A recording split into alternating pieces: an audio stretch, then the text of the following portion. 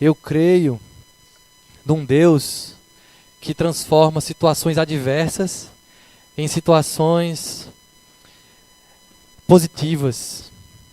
Ele transforma situações onde parece que as coisas vão dar errado e ele faz tudo dar certo. Se você tem um pouquinho de caminhada com Deus, você sabe do que eu estou falando. Se você tem um pouquinho de intimidade, experiência com Deus, você sabe do que eu estou falando, e hoje foi uma amostra disso. O pessoal tudo preocupado aí, porque o som não ia prestar, porque só tinha um canal para ligar e não sei o que, acabou sendo melhor do que a encomenda, pelo menos para mim, não sei para você. E eu creio também, eu não sei quantos de vocês estão ligados no reino espiritual, mas nós que estamos para guerrear uma batalha, daqui a 15 dias começa o Metanoia, e alguns de nós estamos nos preparando para essa guerra. E como a gente sabe que a guerra não é contra carne ou contra sangue, mas contra principados e potestades no reino espiritual, nós estamos nos preparando espiritualmente. E eu sei que essa é a realidade de muitos aqui. Muitos aqui têm carro. Muitos aqui dirigem carro ou têm carro, né? E como você tem carro, você de vez em quando troca o carro. E você que não tem carro, você quer comprar um carro. E toda vez que você vai trocar de carro, toda vez que você vai comprar um carro, você fica de olho nos modelos que você está afim. E eu não sei se isso acontece só comigo, mas quando eu estou de olho num modelo, parece que eu só vejo ele na rua. É assim ou não é? Ah, eu quero comprar um Celta. Aí, a partir desse dia, eu só vejo Celta. Antes eu não percebia que tinha muito Celta na rua, mas na verdade eu vejo que tem muito Celta na rua. E eu me surpreendo com a quantidade de Celta na rua, né? Quando eu queria, há 1 ano e meio atrás, comprar a minha Tucson, eu só via Tucson na rua, várias Tucsons. Só que aí eu baixei um pouquinho a bola e agora eu só vejo outro modelo, que é o que eu estou de olho. Por que eu estou falando isso? Porque quando você está ligado no reino espiritual, como muitos de nós estão em campanha de jejum e oração, você parece que vê coisas que não aconteciam, mas na verdade aconteciam, e você que estava desligado, você que não estava ligado. E quando você passa a se ligar nisso, parece que dá uma sensação de perda de tempo, sabe? E se poucos estão me entendendo aqui, é porque poucos estão nessa pegada. E eu queria falar sobre o homem que é responsável por essa pegada, que é Jesus Cristo, o Filho de Deus. Aquele que é o maravilhoso conselheiro, Deus forte, Pai de eternidade, príncipe da paz. O motivo de nós estarmos aqui. Se não fosse Ele,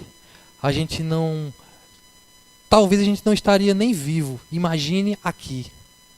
E se nós estamos aqui hoje, é porque Ele nos trouxe e é porque Ele tem algo reservado para hoje. Eu espero que você saia daqui com a sua parte. Eu espero que você não jogue fora a sua parte que você já recebeu hoje e o que você vai receber ainda. Amém? Vamos orar? Senhor Deus, me livra de estragar a noite, Pai. Me livra, Senhor, de mim mesmo. Me livra, Senhor, dos meus pensamentos. Mas em nome de Jesus me usa, Pai, como um canal do Teu Espírito Santo. Me usa, Senhor, como um abençoador de vidas. E é para isso que eu estou aqui hoje, Pai, essa noite. Que em nome de Jesus, assim como João Batista disse, importa que eu diminua e que o Senhor cresça, que o Senhor apareça, Pai, aqui. Em nome de Jesus, Pai. Em nome de Jesus, faz coisas melhores do que o Senhor já fez hoje. Para a glória do Teu nome. Amém. Eu queria que alguém me trouxesse um copinho d'água, por favor. Abra sua Bíblia em Lucas 23. Evangelho de Lucas, capítulo 23.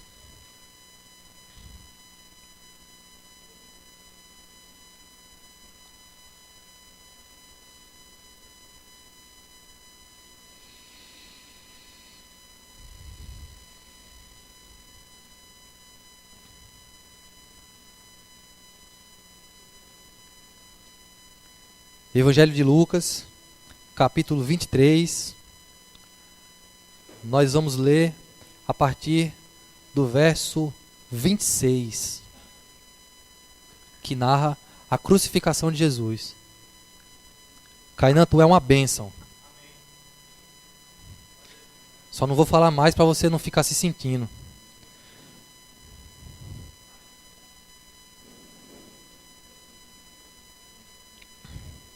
Quando eu penso que um menino já foi usado demais hoje, ele me traz um copo d'água.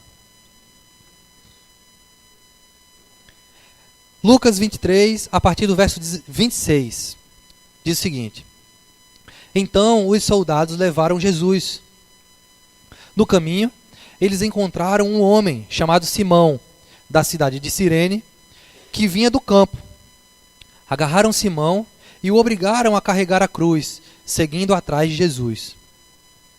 Uma grande multidão o seguia. Nela havia algumas mulheres que choravam e se lamentavam por causa dele. Jesus virou-se para elas e disse: Mulheres de Jerusalém, não chorem por mim, mas por vocês e pelos seus filhos.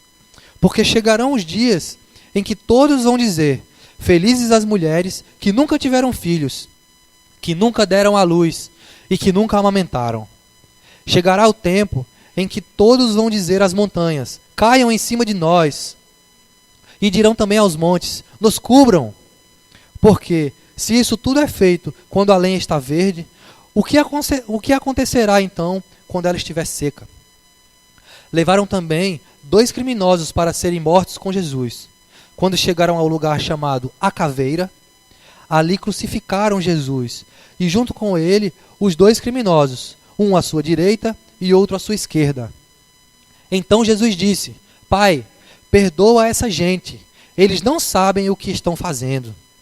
Em seguida, tirando a sorte com dados, os soldados repartiram entre si as roupas de Jesus. O povo ficou ali olhando, e os líderes judeus zombavam de Jesus, dizendo: Ele salvou os outros, que salve a si mesmo, se é, de fato, o Messias que Deus escolheu. Os soldados também zombavam de Jesus. Chegavam perto dele e lhe ofereciam vinho comum. E diziam: Se você é o rei dos judeus, salve-se você mesmo.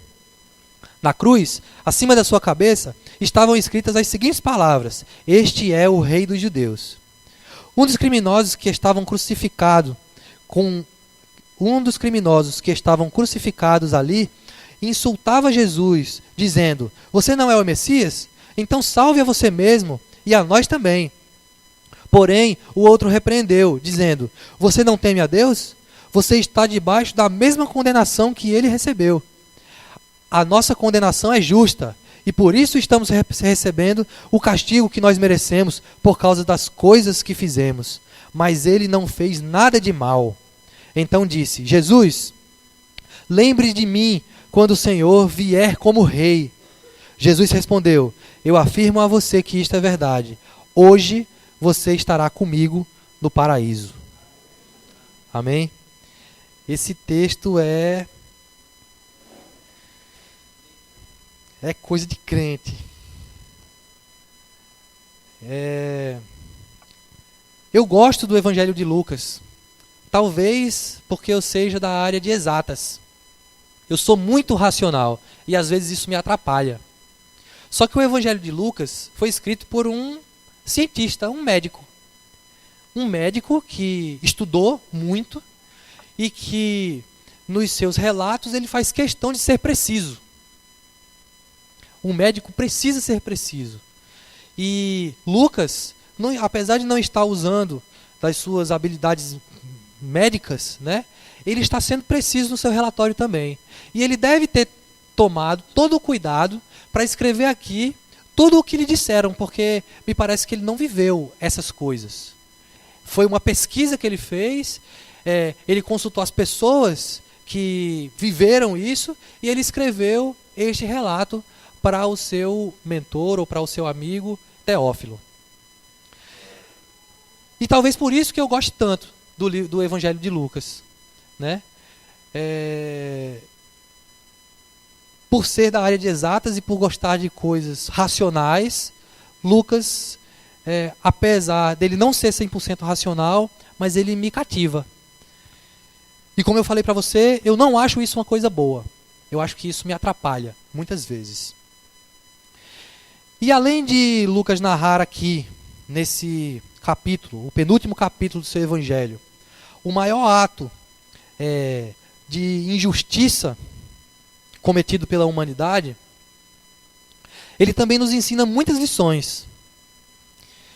E é claro que o fato principal disso daqui não são as lições que nós tiramos do texto, mas o que realmente aconteceu. Só que a Bíblia é tão rica, ela tem tantos tesouros, que mesmo que você cave bastante, você não vai conseguir nunca esgotar o que está aqui dentro. Você sempre vai encontrar coisas novas que se aplicam à sua vida, ensinamentos que você pode usar para ser uma bênção na sua vida e na vida de muitos, e também para ser agradável a Deus. E como eu estava falando, foi um ato de tremenda injustiça cometido pela humanidade. Condenar à morte um inocente. A pessoa mais inocente que poderia existir, que já existiu. Jesus Cristo, aquele que não pecou em toda a sua vida, o único, o Deus encarnado. Só que, como eu falei no começo, Deus é especialista em transformar situações adversas em situações favoráveis. E isso já era plano do Senhor. Aliás, muitos pensam que Jesus foi raptado, capturado, mas não, ele se entregou. Se você voltar um pouquinho no Evangelho, se você olhar os outros Evangelhos, você vai ver que ele se entregou. Ele andava livremente, ele podia escapar a hora que ele queria, e ele fez isso várias vezes. Tem alguns textos que dizem assim, então, tentaram apedrejar Jesus, tentaram prender Jesus, mas parece que ele passou. Ele não precisou nem fugir, simplesmente ele saiu. E todo mundo que estava doido para pegar, não pegou. Por quê? Porque ainda não era chegada a hora. E quando chegou a hora, ele se entregou por mim e por você. E aí, Deus transformou essa situação adversa, essa situação injusta, na maior justiça que já existiu no mundo. Uma justiça que é louca aos nossos olhos. Uma justiça que pode ser até injusto para muitos. Só que os pensamentos de Deus são maiores do que os nossos.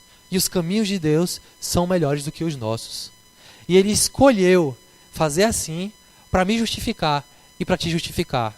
Nós, podres, cheios de pecado, não valemos nada, mas Jesus, vem para cá, meu filho, porque eu vou te fazer valioso. E aí ele te faz um tesouro mais valioso do que ouro, do que diamante, mais valioso do que tudo. E paga um preço por você. O seu sangue, o seu filho, o Filho de Deus, que pagou com o seu sangue. Por que foi assim? Os caminhos de Deus não são os nossos caminhos. E os pensamentos de Deus não são os nossos pensamentos. Ele quis assim.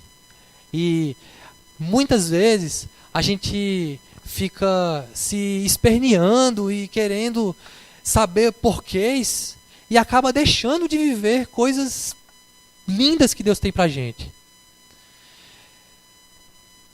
Eu estava assistindo um vídeo de Bianca Toledo. Quem já ouviu falar de Bianca Toledo?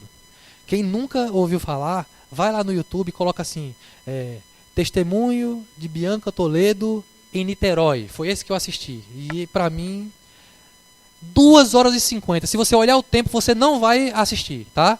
Não olhe o tempo, começa a assistir e finge que é um filme.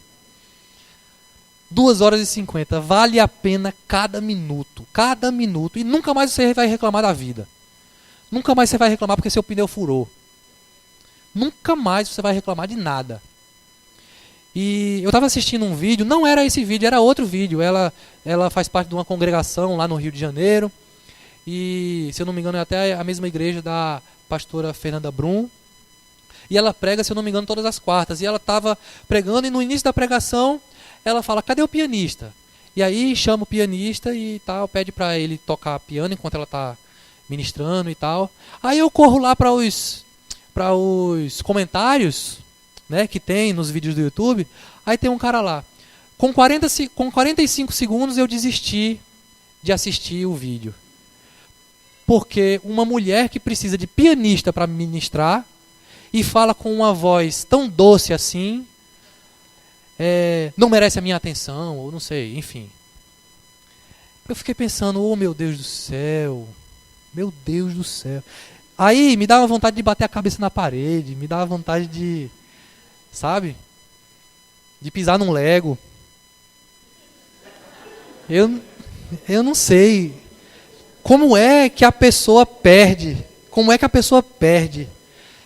coisas maravilhosas, vindas de alguém que já passou pelo que passou, né?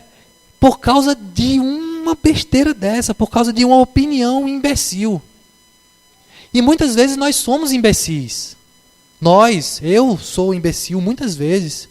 E você também é. Você deixa de viver as coisas de Deus por causa de uma besteira. Por causa de uma besteira sua, não é nem do outro. O que tem a mulher falar com fundo de piano? Eu queria estar falando aqui com fundo de piano. Senhor, levanta um tecladista para esse ministério. E esse foi o exemplo que eu encontrei para que você nunca mais perca o que Deus tem para você por causa de uma besteira, por causa de uma TPM. Nunca mais perca o que Deus tem para você por causa de uma besteira. Amém? Eu vou dar 1 minuto para você falar assim, Senhor, nunca mais vou perder nada do que o Senhor tem por causa de uma besteira.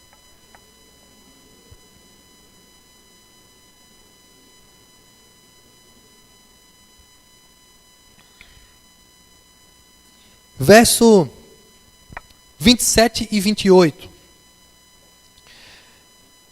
É engraçado, porque às vezes uma coisa meio que sem importância tem nas entrelinhas algo de valor. Por exemplo, uma grande multidão o seguia. Nela havia algumas mulheres que choravam e se lamentavam por causa dele. Jesus virou-se para elas e disse, mulheres de Jerusalém, não chorem por mim, mas por vocês e pelos seus filhos. Então, existe nesses 2 versículos uma troca de compaixão. Jesus estava passando pelo momento mais doloroso que a humanidade conheceria, até porque ele era inocente. E as mulheres de Jerusalém, algumas mulheres de Jerusalém, se compadeceram de Jesus. Talvez viram seu filho ali no lugar dele. Talvez viram um homem que não merecia sendo aflito. Eu não sei se essas mulheres se compadeceram dos 2 ladrões. Afinal de contas, os 2 ladrões eram ladrões. E quantas vezes a gente não quis a morte de ladrões? Quantas pessoas aqui dentro são a favor da pena de morte? Não precisa levantar a mão, por favor. Na minha opinião, por que eu não sou a favor da pena de morte? Porque eu creio que Jesus pode restaurar qualquer um. E isso não é assunto. O que eu quero falar é que as mulheres tiveram compaixão de Jesus pelo que Jesus estava passando. Só que Jesus, com a visão espiritual que ele tinha, que ele tem, ele olhou para as mulheres e falou, amiguinhas, não sou eu que preciso de peninha. Vocês não sabem o que vai acontecer com a humanidade de vocês. E aí, olha como Jesus ilustra. No verso 31, ele diz assim, porque se isso tudo é feito quando a lenha está verde, o que acontecerá então quando ela estiver seca? E eu não sei se Jesus quis dizer isso, mas eu pensei no seguinte, acenda 2 fogueiras, uma com lenha verde e outra com lenha seca, certo? Eu estou acendendo com lenha seca e Irã está acendendo com lenha verde. Quem vai ganhar? Já fizeram fogueira na vida? Não? Sim? Ó, quem tiver com a fogueira com lenha verde vai penar para pegar. Pode até ser que consiga. Existem técnicas no YouTube hoje que ensinam a acender um churrasco, né? Até com o carvão molhado você acende. Mas você vai penar. E mesmo depois que ela pegar, a umidade da madeira vai impedir que a chama consuma aquela lenha com muita força, né? Então a chama vai ter dificuldade de consumir a madeira. É um fogo, sabe, penoso. Com a lenha seca, não. Pegou, você só gastou um palito. Pegou, já era, você não precisa fazer mais nada. Ela vai consumir rápido. E as chamas vão ser altas, vão ser ferozes, vorazes. E veio ao meu coração esse tipo de comparação com que Jesus está dizendo o seguinte: olha, se vocês acham que o tempo é mau hoje, vocês vão ver o que aquele povo lá em 2014 vai passar. E Jesus diz assim hoje: se vocês acham que hoje está ruim, espere para ver daqui a 50 anos. E isso tudo é bíblico. Se você for olhar a Bíblia, você vai ver que existem vários sinais da volta de Cristo. Tomara que não dure 50 anos. Mas existem vários sinais da volta dele. E muitos já aconteceram, muitos estão acontecendo. E a notícia ruim é essa: as coisas vão piorar. As coisas vão piorar. Lembra-te como era a tua infância e veja como os dias são hoje. E eu digo mais. Eu não sei se aqui tem gente assim, mas muitas pessoas estão desistindo de ter filhos. Eu sou um que já tenho Débora, Dedezinha, pequenininha, de 3 anos. A minha esposa está grávida e eu não sei se eu quero ter mais. Porque esse mundão é louco. Esse mundão é doidão. E está acontecendo o que Jesus falou aqui. Vocês um dia vão dizer que feliz é a mulher que não tem filhos. Vocês um dia vão dizer que feliz é a mulher estéril, porque ela não precisará sofrer com a aflição dos seus filhos. E isso é motivo de preocupação. Só que ai daqueles que não sabem lidar com esse mundo. Mas você, que já é de Deus, precisa saber lidar com esse mundo. Porque a palavra do Senhor diz: entrega o teu caminho ao Senhor e confia nele, o mais ele fará.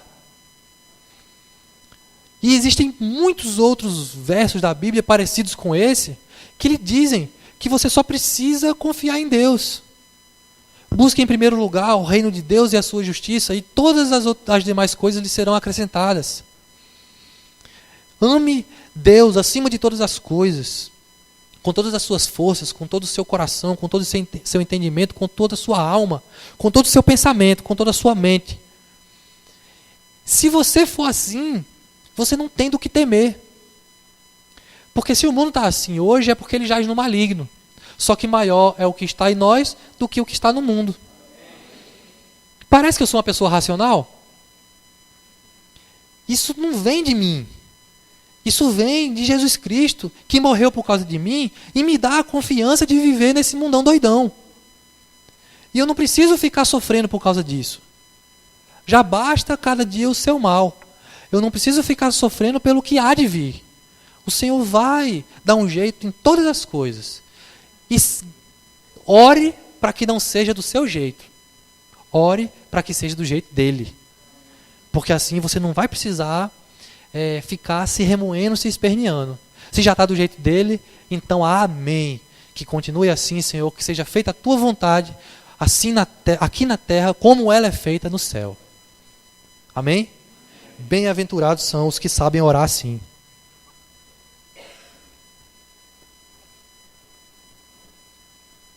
E a lenha vai estar cada dia mais seca, viu? A gente aqui no Nordeste diz que o coco é seco, né? Jesus dizia que a lenha é seca e vai ficar mais ainda. Amém e misericórdia. Lidar com esses dias, para mim, é se importar mais com o outro do que comigo mesmo. E eu acho que foi o que Jesus fez nessa situação. Ele estava passando pelo que passou, ele sabia que ele ia passar por isso. Eu não sei se vocês se lembram, não sei se vocês conhecem, mas um pouco mais para trás, ele suou sangue de tanto estresse. E cientificamente isso é comprovado. Médicos, me ajudem, me desmintam. Sim, situações de estresse fortes são capazes de fazer a pessoa suar sangue. Foi o que Jesus passou, pensando no que ele ia passar. E o dia chegou. E ele, sofrendo o que estava sofrendo, recebeu a compaixão daquelas mulheres, mas pensou no próximo. Pensou nelas. Pensou nos filhos delas. Pensou em mim e pensou em você. Porque era necessário que ele sofresse daquele jeito, para que eu e você estivéssemos aqui, sendo encharcados do amor dele, sendo inundados do amor dele, para que a gente possa transbordar para os outros. Eu não sei vocês, mas às vezes eu sou um pouco egoísta. Eu queria ficar aqui, 2 dias seguidos, internados, sentindo o que eu estava sentindo aqui na hora do louvor. Só que não dá, por quê? Porque existem pessoas que precisam provar disso também. E se a gente se internar aqui, essas pessoas não vão provar disso.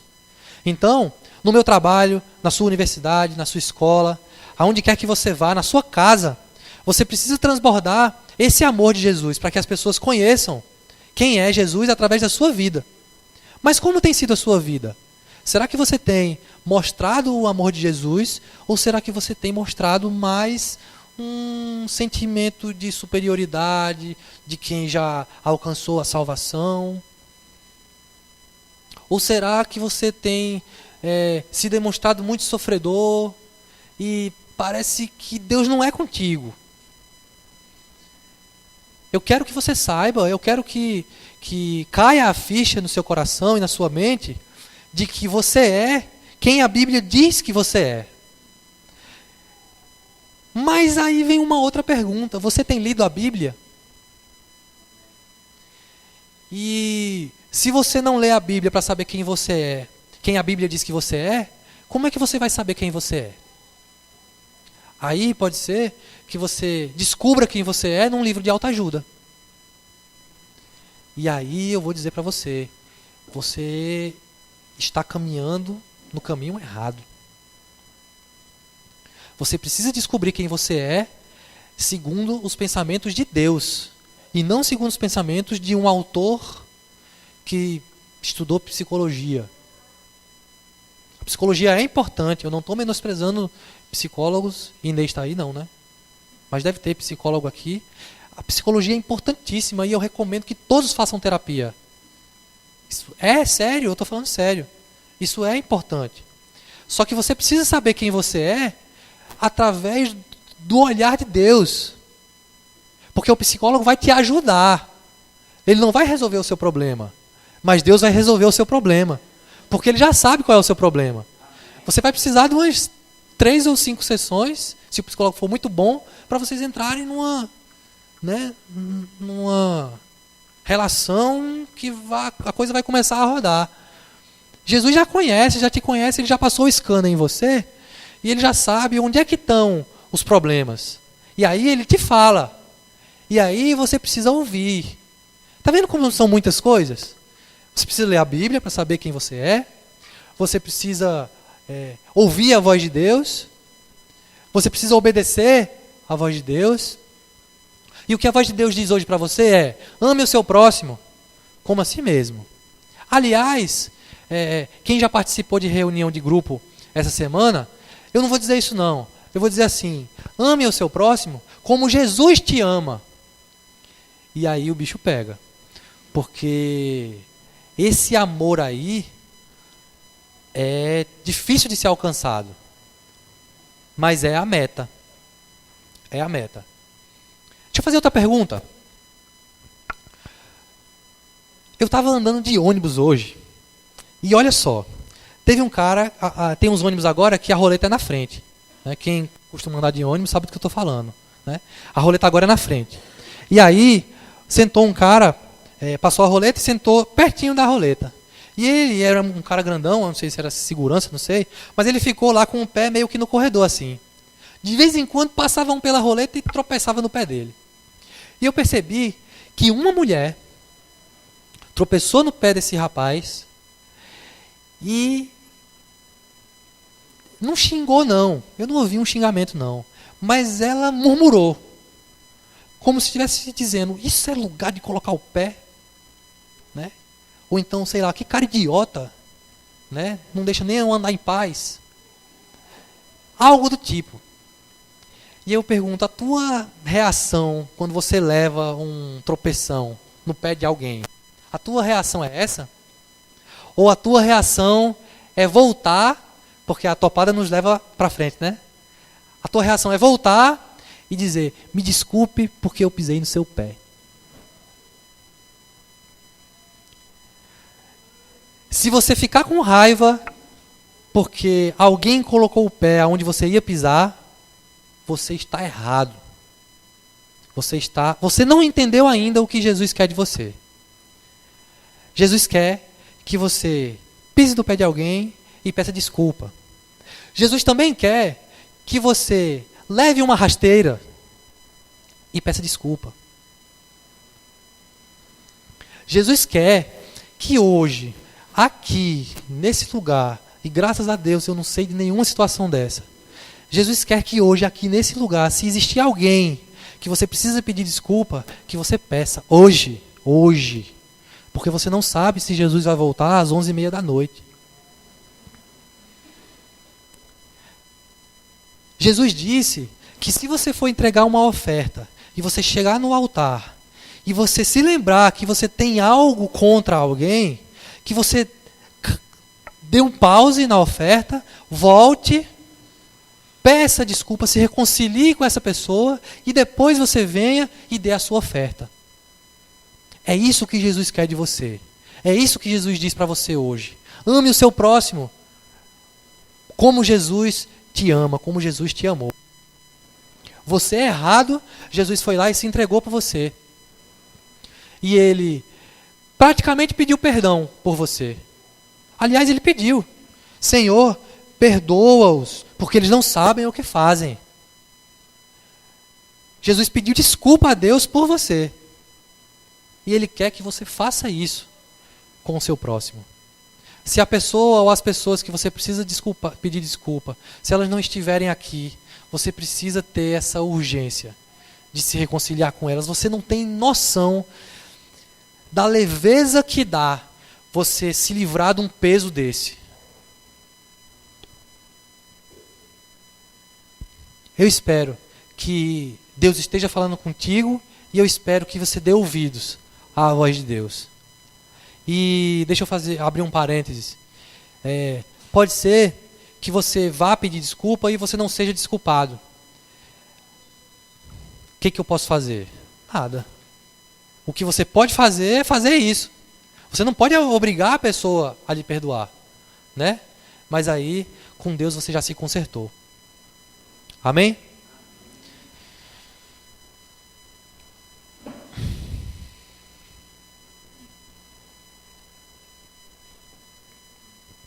Pergunta: se você puder escolher entre ser ferido ou ferir alguém, o que você escolhe?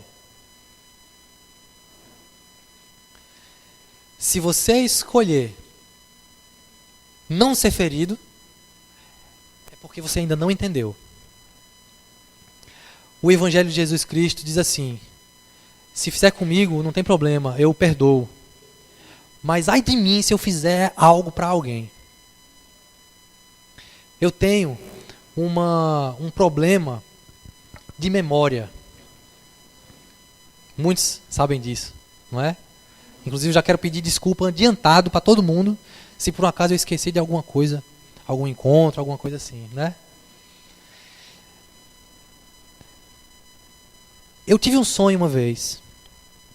E nesse sonho, eu estava andando no carro do meu sogro e eu passava por um tiroteio e tinha uma criancinha, eu acho que ela tinha 2 anos, que levou um tiro. E aí eu parei o carro, peguei ela, coloquei dentro do carro e fui socorrer ela. E eu comecei a dirigir, só que no meio do caminho eu me lembrei de parar na casa da minha sogra. Talvez para tomar um café ou para comer um sanduíche, não sei. Mas eu parei. E eu subi, fui lanchar e tal. Daqui a pouco, meu Deus, a criança.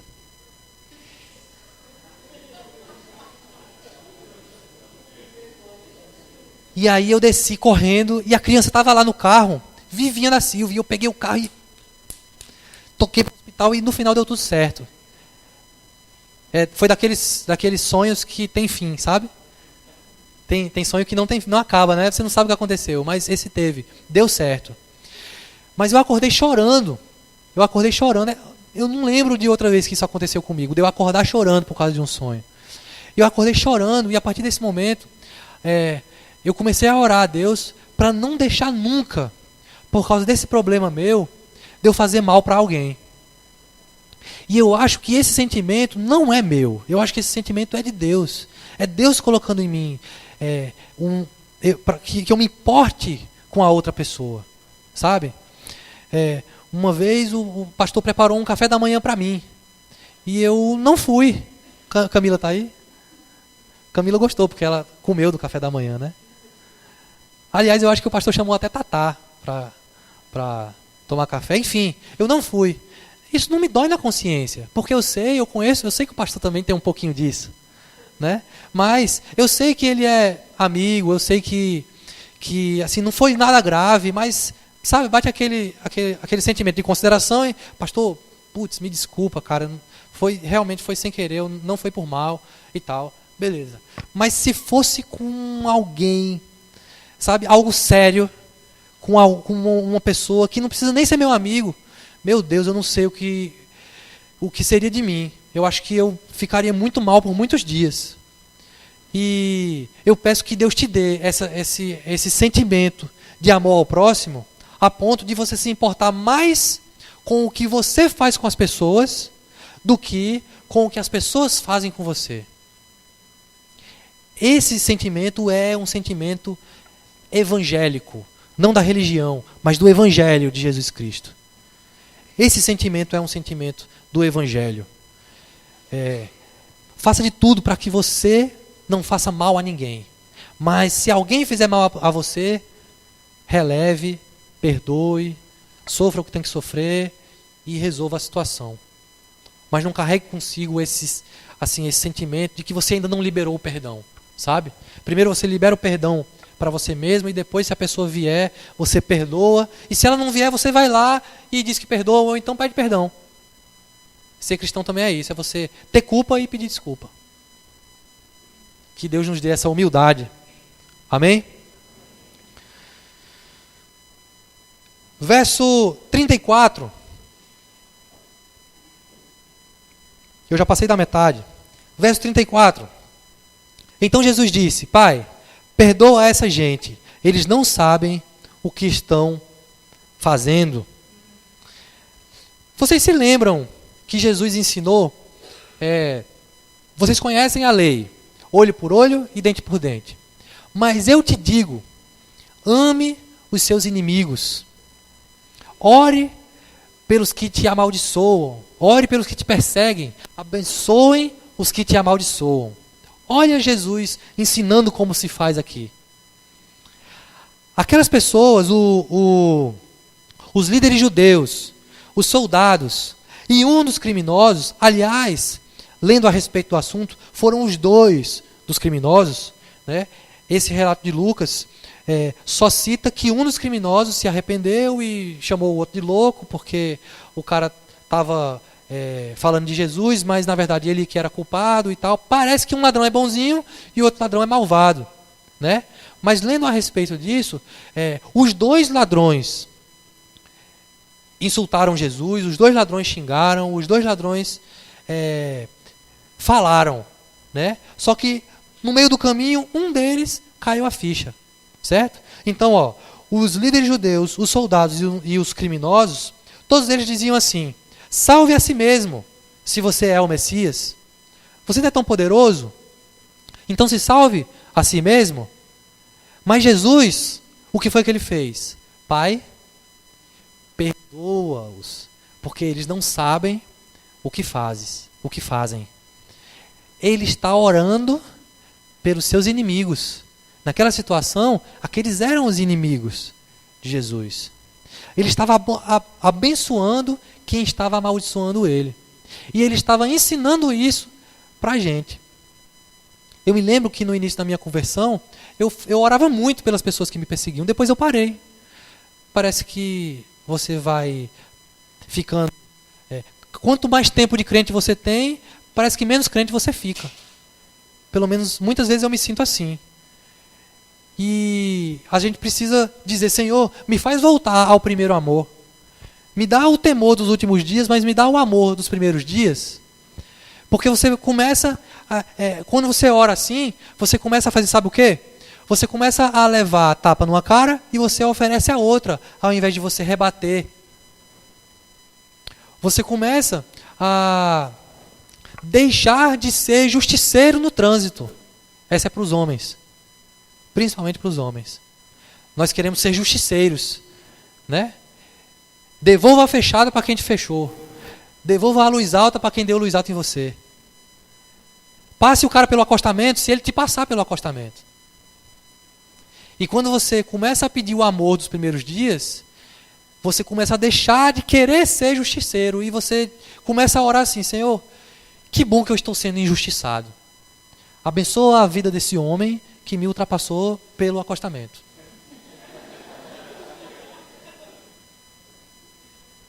Eu estou pregando para mim, tá? Senhor, abençoa a vida deste homem que está me enchendo o saco com essa luz alta.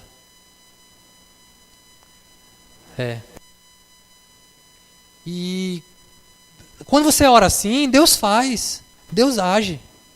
Amém? Deus age. Eu estou falando de trânsito porque é o meu fraco, mas você ora aí pelo seu fraco, para que Deus faça isso na sua vida. E Jesus pediu no começo, lá no meio do evangelho: ore pelos seus inimigos e tal, e aqui ele praticou. Então foi a teoria e a prática, né? E no verso 40, depois de líderes judeus fazerem besteira, depois de governadores condenarem e fazerem chacota com quem não devia, depois de soldados darem chibatadas e cusparadas, né? Depois de muita coisa errada, até que enfim alguém faz alguma coisa certa. No verso 40, o outro ladrão o repreendeu, ou seja, repreendeu o primeiro ladrão, dizendo: você não teme a Deus? Você está debaixo da mesma condenação que ele recebeu. A nossa condenação é justa e por isso estamos recebendo o castigo que nós merecemos por causa das coisas que fizemos. Mas ele não fez nada de mal. E então disse: Jesus, lembra-te de mim quando o Senhor vier como rei. Até que enfim alguém enxergou Jesus como o que ele realmente era: rei. Porque até a placa que tinha na cruz de Jesus era uma chacota, em 3 línguas diferentes, para todo mundo entender. Mas Deus usa as coisas loucas para confundir as sábias. Ele pega as coisas pequenininhas que nada são e usa para confundir os grandes que acham que são alguma coisa. E Kainan abriu o culto com 1 Coríntios, capítulo 1, verso 27. Que Deus escolheu as coisas loucas para confundir as sábias. Tarará. E foi isso que Jesus fez aqui. Ele usou um ladrão que estava sendo crucificado com Jesus para dar a Jesus o título que ele realmente era, o título de rei. E Jesus, eu não acredito que esse ladrão estava chacoteando de Jesus, porque Jesus deu uma resposta para o ladrão. Jesus disse: hoje mesmo estarás no paraíso comigo. E aí, essa afirmação de Jesus derruba um monte de teologia que nós temos espalhadas por aí. Que, por exemplo, quem não se batizar é pagão, não vai para o céu. Alguém foi lá para batizar o ladrão? E ele foi para o céu. E outras teologias. A questão de purgatório, a questão de, enfim, várias. Nesse ato, Jesus já diz assim, teologia para mim não vale de nada. O que vale é relacionamento. Você teve um relacionamento comigo, você me viu como rei, e por causa disso, você vai para o céu. Isso é o evangelho. Se as igrejas evangélicas não pregarem isso, elas não estão pregando o evangelho de Jesus Cristo. O que nós precisamos proclamar com os microfones das nossas igrejas é: Jesus Cristo é rei, ele é Senhor, e por causa disso ele é Salvador. O que é que um rei faz? Tem a soberania. Se um rei mandar alguma coisa, se a pessoa não fizer, morre. É assim que o rei age. E Jesus é rei. Mas ele não veio para matar, ele veio para dar vida. E vida em abundância.